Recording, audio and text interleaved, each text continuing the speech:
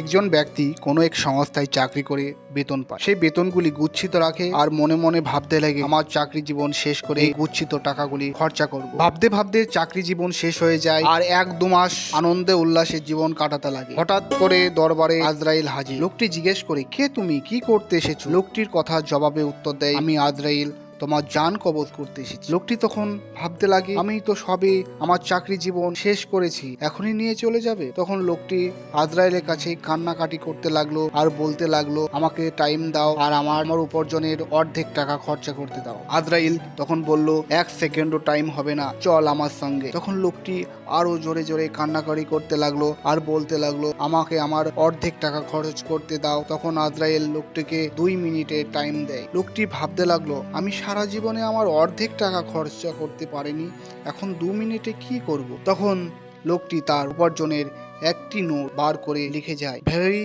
Important কথা, টাকা income করো কিন্তু সময় মতো খরচা করো।